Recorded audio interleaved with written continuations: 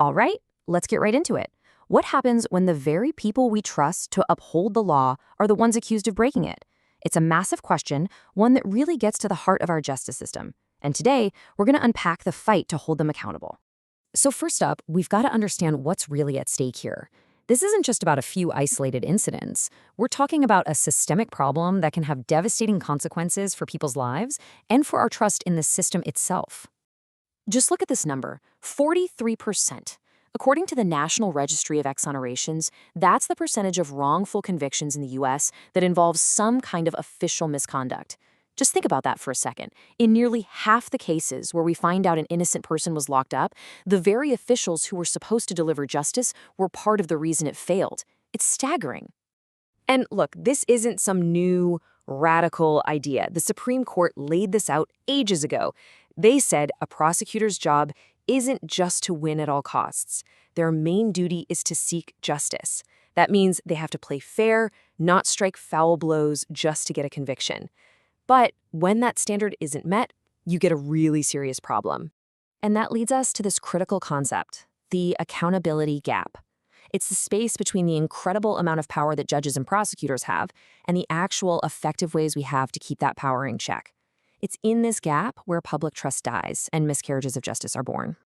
So, what can you actually do when you see documented misconduct? Well, let's take a look at the official toolkit, the systems that are supposed to close that gap. We're going to focus on the tools they have in New York State. Okay, first up in the toolkit is the body that oversees judges, the CJC. This commission can investigate complaints, hold hearings, and, this is key, hand out real punishments, from a simple warning all the way to kicking a judge off the bench. It's meant to be the main watchdog for the judiciary. Next, we have something much newer and frankly pretty groundbreaking, the CPC. It's modeled after that judicial commission, but it's the first in the entire country designed specifically to investigate prosecutors. It was created to fill a huge gap in the oversight system. And finally, there's a more direct route for citizens. It's called an Article 78 proceeding. Basically, it lets you take an agency to court and argue that their final decision was just plain wrong, that it was illegal, totally arbitrary, or just a flat-out abuse of power. So we've got the tools, but how are they actually supposed to work? Let's break down how this process is designed to go, at least on paper. Now, when you look at a flowchart like this, it seems like they've got it all figured out, right? It looks so methodical. A complaint comes in, it gets reviewed, it's investigated, a decision is made. It looks logical. It looks fair. It looks like it should work. And we can boil that whole complicated chart down to these 5 basic steps. You file a complaint, it gets a first look, maybe a deeper investigation happens, they write up a report, and then, boom, action is taken. Simple, right? Well, that's the blueprint anyway. Okay, so we've seen the on-paper version. Now, let's talk about the reality. And this is where we see that huge, massive gap between the theory and what actually happens on the ground. In New York, these attorney grievance committees are supposed to be a really important check on power. And this is especially true because prosecutors have something called absolute immunity, which basically means you can't sue them for most of the things they do on the job. So these committees are meant to be the safety net. And this right here, this just says it all. I mean, let that sink in. Judges found misconduct so bad that they threw out 30 different convictions. 30! And out of all those cases, with a clear paper trail of abuse, how many prosecutors faced public discipline? Just one. When you see it as a bar chart, it's just jarring. It's night and day, isn't it? On one side, you have this huge pile of court-documented misconduct. And on the other side, you have almost nothing.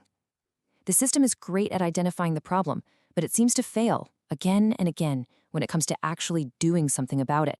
And it gets even crazier. Researchers looking into this found that, for prosecutors in New York, the ultimate penalty, getting disbarred, seems to be completely off the table.